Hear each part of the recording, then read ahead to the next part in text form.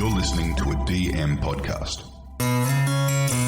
It actually became viral, so to speak, because it was such a unique and amazing thing for somebody to have conducted an operation with Morse code instructions to somebody who wasn't a doctor, which is just so incredible. When this operation by telegraph story came out, it brought to light the fact that how desperate people were in the bush for medical help.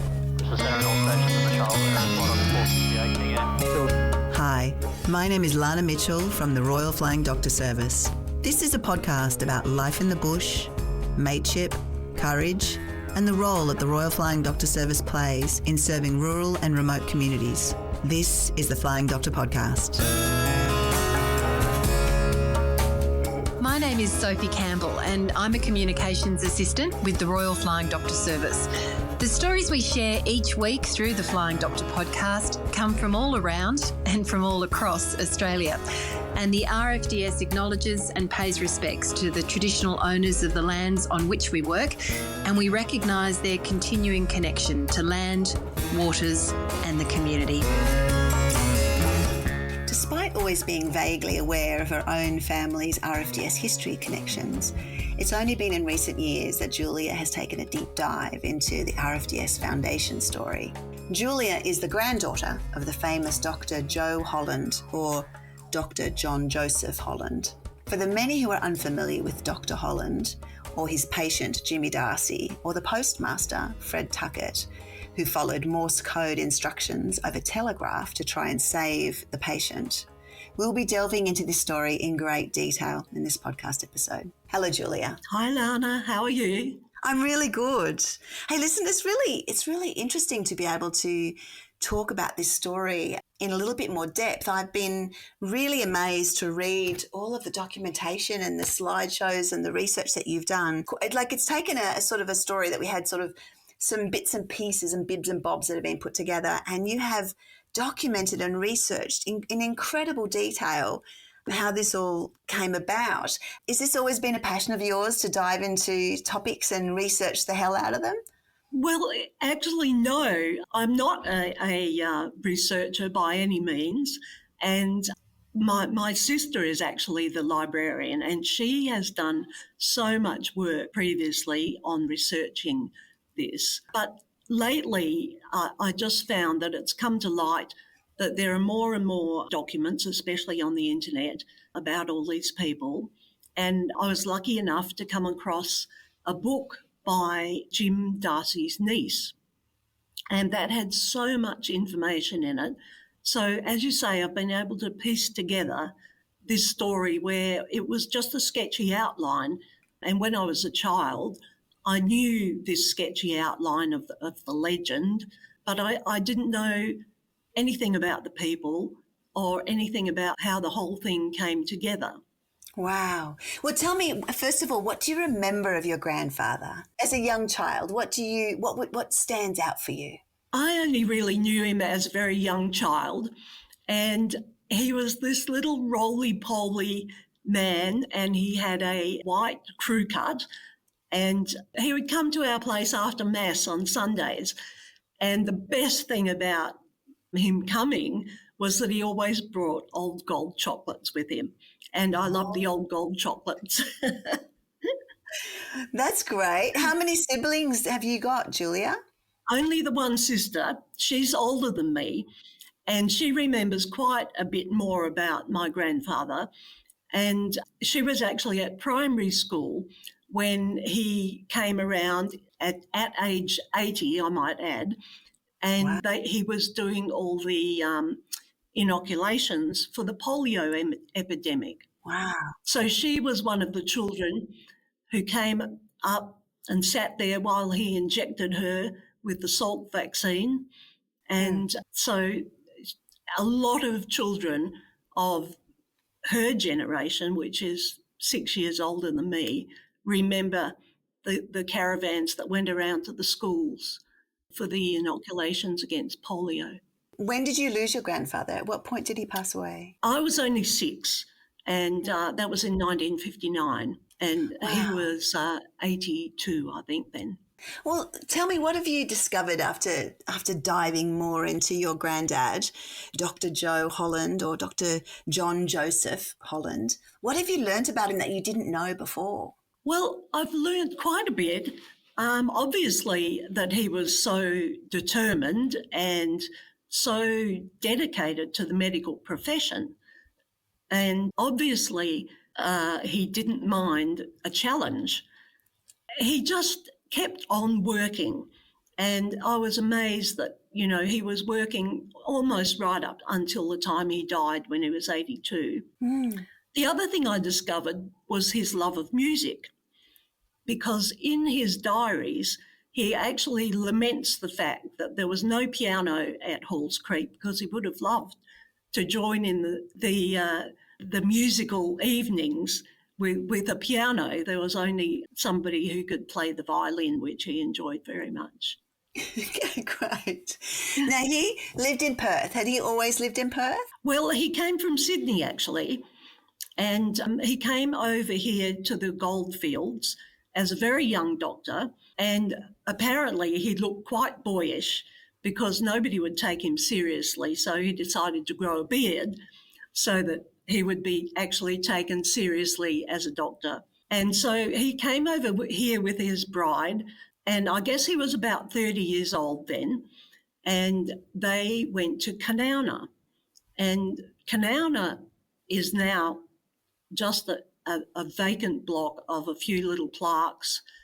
But in the gold rush times, it was absolutely booming. There were hotels and schools, and there was a hospital. And that's where Dr. Joe Holland went, to the hospital. And he would have seen all sorts of things and treated all sorts of different afflictions and accident victims there. And he was very, very passionate about first aid. And he always thought that if there was a first responder at an accident, that lives could be saved. And all his life, he was very passionate about people learning first aid. Oh, that's fantastic. And that's so true today as well.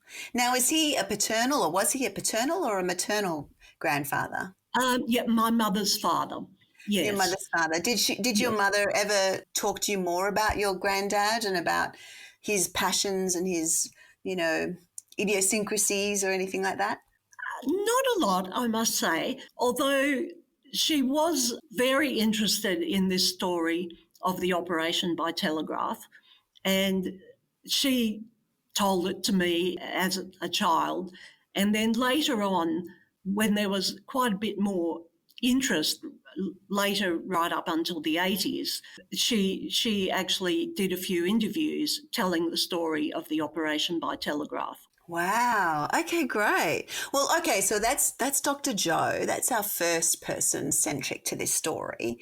Sure. The other person who is obviously of critical importance is the stockman, Jimmy Darcy. What do you know about Jimmy? I just want to almost hug Jimmy because he reminds me of my kids and my grandkids, and he's just such a real person to me. And of course, he was a real person.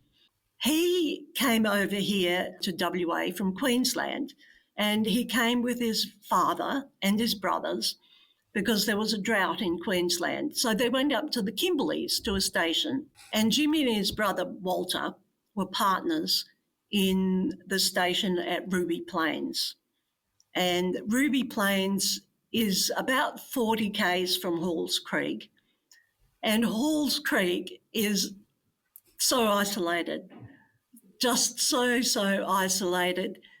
It's about 400 k's from Kununurra and about 400 k's from Wyndham as well, over 500 k's from Derby. I was going to say, I think it's about 2,000 kilometres to Perth. Yes. So Jimmy and his brother Walter were apparently quite successful with this station at Ruby Plains, and they had cattle on the station. So he was mustering and, obviously quite a bushman, a good horse rider. And he was about 30, right? Was he in his 30s? He was 29, yes. So then the third person central to this story is our postmaster, Fred Tuckett. Now, I think if we talk about Fred, we have to put it into the perspective of we're talking about a time period, 1917, where there is no internet, there is no way of communicating other than through telegraph. Would you mind explaining to those who may not be familiar with telegraph what it actually means? Well, is a way of communicating, and on each end, the receiving end and the transceiving end, there is a Morse code machine. And the Morse code taps out in dots and dashes, which travel along the wire, and then they're received at the other end. And then you have someone who translates all these dots and dashes into transcript, into English. So it's a very slow process, and apparently you can transmit about 20 words a minute. So you can imagine trying to read a page of documentation at 20 words every minute. So this was the only way of communicating back in the day. And there weren't many places that actually had the Morse code machines, only post offices. There was no way of communicating to outlying stations or to anywhere else apart from the post offices in the towns. And I'm right, aren't I, in that the information that would be passed through telegraph would often be used then as fodder for newspapers. So that was the news that what was coming through by telegraph was what you could learn of what was happening in other locations other than your own, and that would often end up being in the newspapers. So the telegraph line really was the only way to find out what was going on. Absolutely. I mean, it was the internet of the day. Okay, so Fred Tuckett, he's there in Halls Creek, very remote location up in the Kimberley in Western Australia. Now, I don't think he was just the postmaster, was he? I think he actually had a lot of different roles. Fred was everything, and his nickname was WBL, and he was the postmaster and the magistrate. He was the registrar for births and deaths and marriages. He was the protector of Aborigines. And WBL stood for whole bloody lot. And he absolutely was the whole bloody lot. So, we're talking about a very small township, which was very busy, but a township. And he had a lot of different hats and roles that he had. And one of them was postmaster. Yes. I presume at that time there was no doctor in Halls Creek, was there? There was no doctor in Halls Creek. There was an outpost. Nothing at all, not a nurse, nothing. The nearest doctors were at Wyndham and at Derby. Okay, so there we've set the scene a bit. We've got these three characters. we've got Jimmy Darcy, the stockman, 29 years old, living his best life on the back of a horse, moving cattle and with his family, doing adventurous things. We've got Fred Tuckett, the postmaster, overworked and wearing very many hats and trying to manage and coordinate everything in and around that township of Halls Creek. And then we've got Dr. Joe Holland, your grandfather, who's a doctor down in Perth. Now, how do these three people intersect? Would you walk us through what happened? Well, the first interception was with Dr. Joe and Fred Tuckett when Dr. Joe was in Kanowna. Fred Tuckett was also in Kanowna and he was postmaster there. And I mentioned before how Dr. Joe was very passionate about teaching people first aid. Well, Fred was one of his students for first aid. Oh, that's amazing. Okay.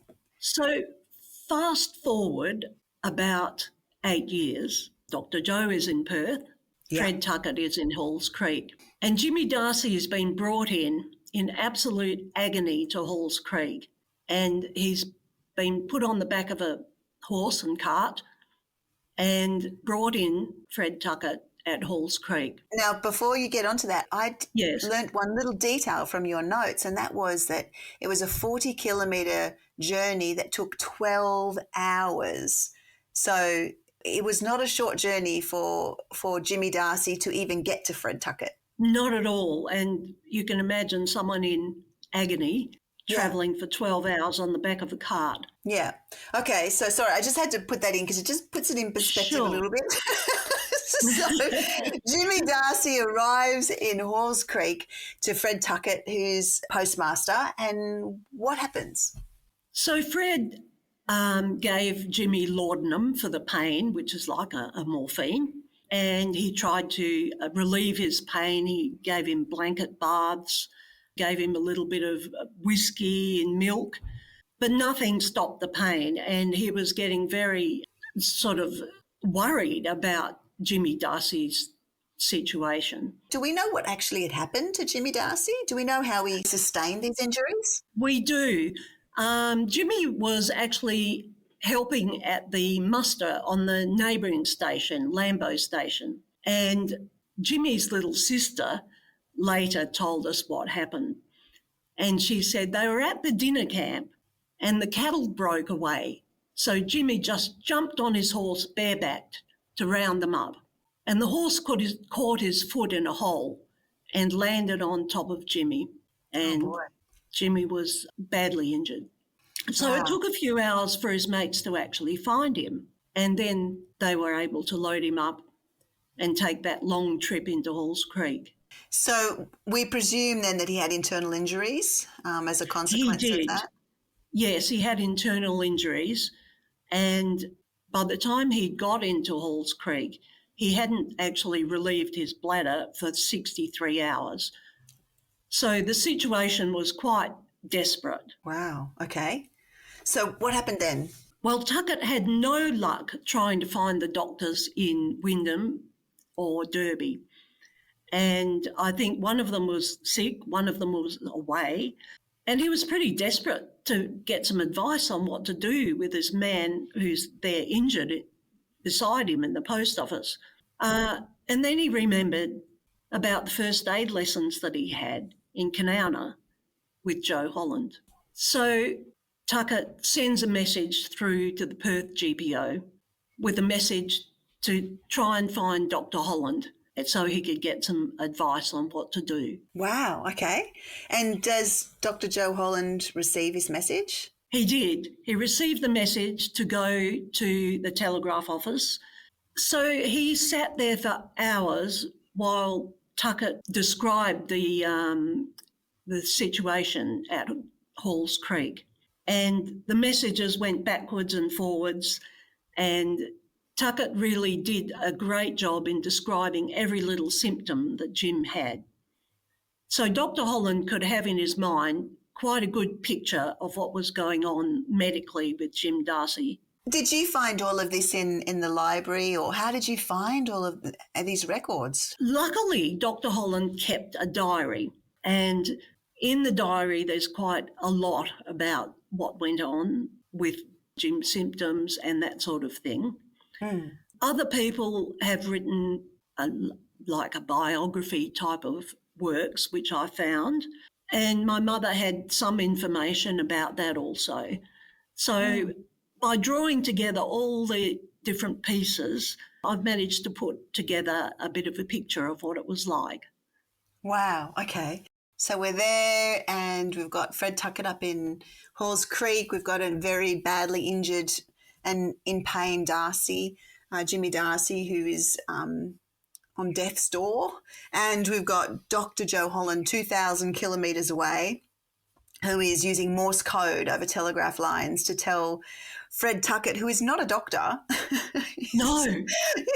So he's telling. So what did he have to instruct Fred Tuckett to do? Because Fred had no medical training other than his first aid training. What was he told to do? That's right. Well, the doctor said this man needs to be operated on to relieve the bladder. And Fred, obviously, as you can imagine, any non-medical person would have been very hesitant to operate on somebody. And Dr. Holland said to him, if you don't operate, he'll die anyway. So the scene was set for Fred to operate. Everything was sterilised and prepared in readiness.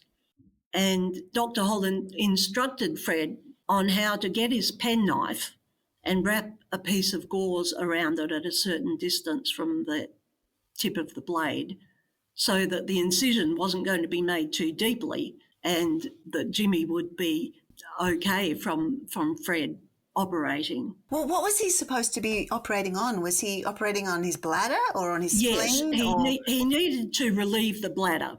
That was the first thing that he needed to do. So he had to cut into the bladder and put a catheter from the bladder to drain it. Was that a consequence of the internal injuries that Jimmy Darcy had suffered, that he was like just not quite understanding how we go from being rolled on by a horse to being unable to pee? Yes, okay. I'm trying to connect the dots, you know? From what I've gathered from the documents that I've read, that his urethra was crushed.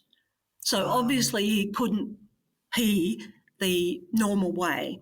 So everything was blocked and the bladder was building up. Oh, okay. Okay, let's shoot forward. So Dr. Joe is giving instructions to Fred Tuckett, and is Fred able to follow those instructions? Yes, Fred followed the instructions, and after quite a long time and messages obviously going backwards and forwards during the operation, Fred said that Jimmy was quite low, as he called it, but later on he advised the doctor that Jimmy had bucked up, and he actually asked for a cigarette and had 4 or 5 puffs of a cigarette, and he'd had a little bit of arrowroot, and things were looking good.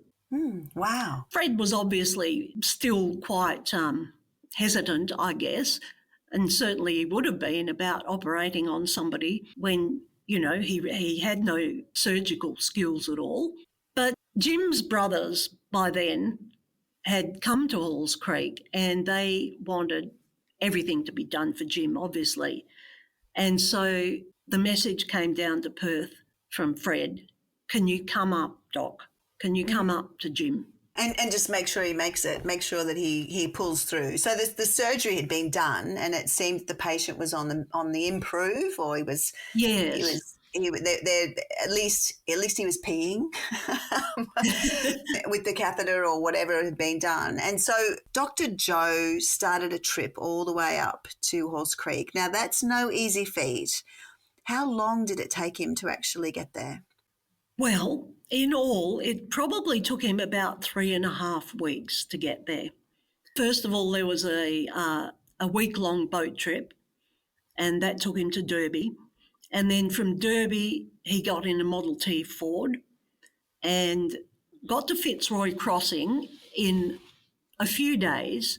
But from Fitzroy Crossing, they changed to another car, which he describes in his diary as held together with green hide and rope and with no mud guards at all. And this particular Model T wasn't very kind to them at all. And they had so many breakdowns along the way, and it just took them days and days. And every time they stopped for a breakdown, it would be more time lost. So in total, when did he actually then arrive at Halls Creek? It must have been, so it was 3.5, almost a month later. Almost a month later, yes.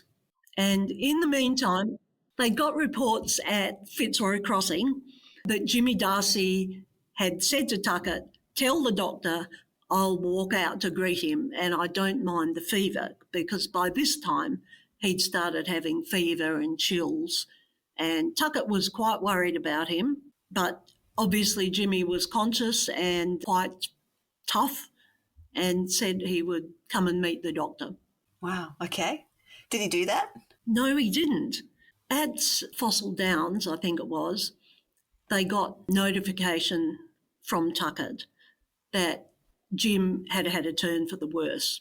And so the car had broken down again, and in the dark they got a horse and a sulky and rode through the night with the horse leading the way and the sulky coming behind. And they went all night with the horse and reached Halls Creek at daybreak that morning. So they went to Tuckett's place straight away because they knew that they must get there urgently. And Tuckett came out and said Jimmy had died the day before. Wow. That'd be disheartening, wouldn't it? You've travelled an entire month to try to get to a patient and Yes. you're one day late. It'll be very disheartening for Dr. Joe. Well, Dr. Joe was so touched by it. And obviously, in his life as a doctor, he dealt with people who were sick and people who were dying and people who did die. But this touched him so much that in his diary he wrote, "This touched me more than I can express." And he was just so saddened by it. Yeah. Now, I understand the whole township of Halls Creek were really thankful for Dr. Joe coming, despite being just a day late. What did they do in response to his arrival and how did they receive him?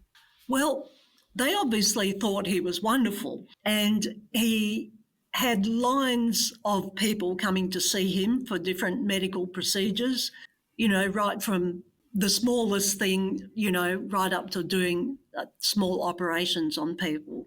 And in between fixing people up, so to speak, a lot of people would never have even seen the doctor all that way, in such an isolated place. So he was quite a celebrity, wasn't he? He became a bit of a celebrity there. He taught first aid to them, and they just treated him like royalty. And they hosted dinners for him at the hotel, and just obviously thought that he was doing such a wonderful job for them, and they were so grateful that he'd come to Halls Creek. They desperately wanted a doctor. To me, it talks to a community living without a doctor. It's just, you can't fathom it in modern days, but it is still that there's the same fundamental challenge that the Royal Flying Doctor Service is trying to overcome, is making sure that people have access to healthcare.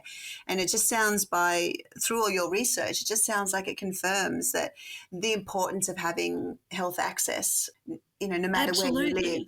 Yeah. And it just must be so frightening for people to have a medical emergency and have nobody to turn to. Yeah. Now, I presume that throughout this whole month that Dr. Joe was travelling, and then once he actually arrived in Halls Creek and was doing all these wonderful things, that Fred Tuckett was informing the Telegraph world of this, because it became, as you said, it became known as the Telegraph operation.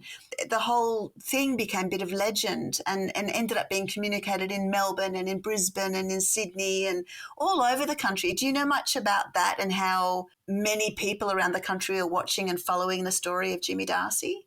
Well, I think it actually became viral, so to speak. Right. As you say, it was in so many newspapers, both here in Australia and internationally, but because it was such a unique and amazing thing for somebody to have conducted an operation with Morse code instructions. And Who wasn't a doctor?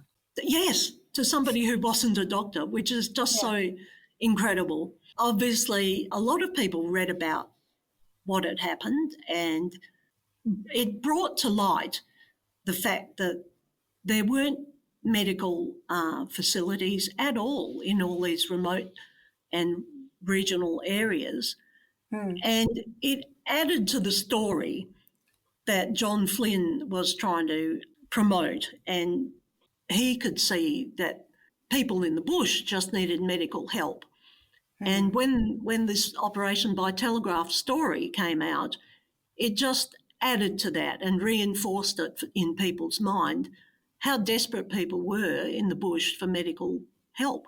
Yeah, it made such a huge difference because about 10 years after that, so 1928, is when the first flight of what has now become the Royal Flying Doctor Service took off. And we're now almost 100, can you believe it? Almost 100 years on. But it's the entire model of the Royal Flying Doctor Service has been built around this premise that there has to be access. And so by tailor making or by tailoring the service for the communities that need them, and bringing service to them in whatever way is possible or feasible or something that can be logistically managed, we can actually make living and working and travelling in remote areas, in the bush, actually possible.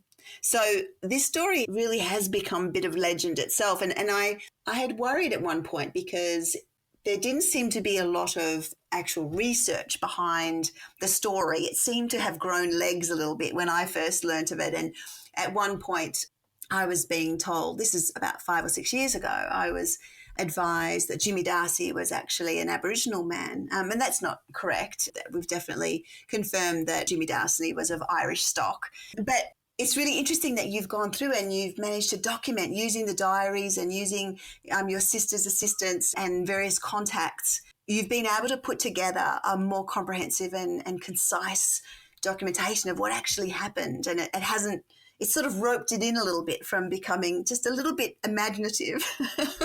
Yes. If you Google Jimmy Darcy or, the operation by telegraph, you do get a lot of sort of conflicting stories, I suppose, that he was here or this happened or that happened.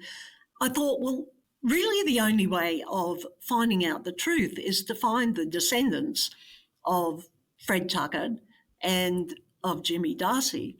So that led into a bit of a story in itself.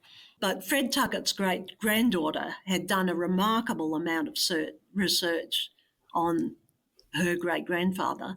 Wow. And she had that as a blog on the internet, luckily. So I contacted her and asked if I could use that information and a few of those photos from that blog.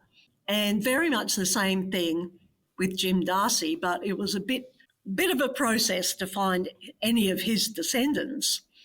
And obviously he was not married and had no children, but he had brothers. And I thought, there must be still somebody up in Halls Creek or in Wyndham or Derby who belongs to those Darcys. So I sent off inquiries and nothing came back. Then I was looking through some of my mother's old letters, and in the margin of one of the letters was a note saying, Mary MacDonald in Cockabiddy is Jim Darcy's sister. And I thought, Cockabiddy? I thought they were in the Kimberleys. So I Googled, thank God for Google, I Googled Mary MacDonald, and up came this title of a book called Bill and Mary Mac from Cockabiddy, and that had been written by Mary's daughter, Jill Campbell. And so from there, Jill is just a mine of information, and her mother was just a profuse letter writer. She wrote, 50-page letters. So all this history was documented for me. All I had to do was find it. You've done a brilliant job of it, Julia. You really have. And it's really heartening to know that this, origin story, I guess you could say, has now been so well researched. In doing all of this, has it changed your perspective on your grandfather at all? From being a young little girl who lost her granddad at 6, has it changed your view on him? I think it's made me appreciate him, certainly, but just the hardship of the times even more, the lack of communication particularly. And when we look at, we're just over 100 years since this incident, and look at the difference now. Everything is so easy, so quick. It's just unbelievable what people had to go through then. Very wise words. We really appreciate everything you've done, and I think highly commended for your incredible research and networking with people to put this all together. Thank you. Thank you so much for joining us on the Flying Doctor podcast. Thanks, Lana. Lovely to talk. Thanks for listening. Word of mouth is always the best promotion for a podcast. So if you enjoy this podcast or a specific story, please share with family and friends. If you haven't already, join our Facebook group called the Flying Doctor Podcast Community. And you can also send feedback, questions or comments to me directly at lana.mitchell@rfds.org.au. Donations to support the Royal Flying Doctor Service can always be made through our website at flyingdoctor.org.au.